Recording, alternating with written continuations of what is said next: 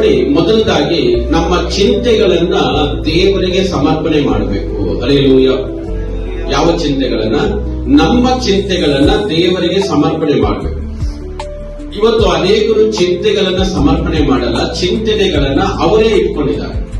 ಯೇಸು ಸ್ವಾಮಿ ಹೇಳಿದ್ದಾರೆ, ನೀವು ಚಿಂತೆ ಮಾಡಬೇಡ್ರಿ. ಇಲ್ಲಿ ಕೀರ್ತನೆಯಲ್ಲಿ ಹೇಳ್ತಾ ಇದ್ದಾರೆ, ನಿನ್ನ ಭೂಯಾತ್ರೆ ಚಿಂತೆ ಇಲ್ಲ, ಯೆಹೋವನಿಗೆ ವಹಿಸಿ ಬಿಟ್ಟು ನಿಶ್ಚಿಂತೆಯಿಂದ ಇರು, ಭರವಸೆದಿಂದಿರು. ಅದನ್ನ ಚಿಂತೆ ಮಾಡಬೇಕು, ದೇವರ ಮೇಲೆ ಭರವಸೆ. ಕೆಂಪು ಸಮುದ್ರನೇ ಡಿವೈಡ್ ಮಾಡಿದ್ರೆ ದೇವರು ನಿನ್ನ ಪ್ರಾಬ್ಲಮ್ ನ ಕ್ಲಿಯರ್ ಮಾಡಲ್ಲ. ಕೆಂಪು ಸಮುದ್ರ, ಯೋಚನೆ ಮಾಡ.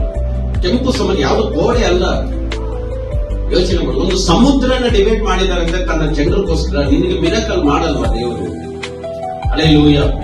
ಅವ್ರು ಎಂತವ್ರು ನಿನಗೆ ವಿರುದ್ಧವಾಗಿ ಮಾತಾಡ್ತಾರೆ, ಎಂತವ್ರು ನಿನ್ನ ಚಿಚ್ಚಿ ಮಾತಾಡ್ತಾ ಇದಾರೆ, ಎಂತವ್ರು ನಿನ್ನ ಸಾಯಿಸ್ಬೇಕಂತ ಮಂತ್ರ ಮಾಡ್ತಾ ಇದ್ದಾರೆ, ಎಂತ ದೊಡ್ಡ ಮಂತ್ರವಾದಿ ಹತ್ರ ಹೋಗಿದ್ದಾರೆ. Don't feel. ಎಂತ ದೊಡ್ಡ ಮಂತ್ರನು ನಿನ್ನ ಹತ್ರ ಕೆಲಸ ಮಾಡಲ್ಲ. ಯಾಕಂದ್ರೆ ಭೂಮಿನ ಆಕಾಶನ ಸೃಷ್ಟಿ ಮಾಡಿದ ಯೇಸು ನಿನ್ನ ಹತ್ರ ಇದ್ದಾರೆ. ಹಲ್ಲೆಲೂಯಾ.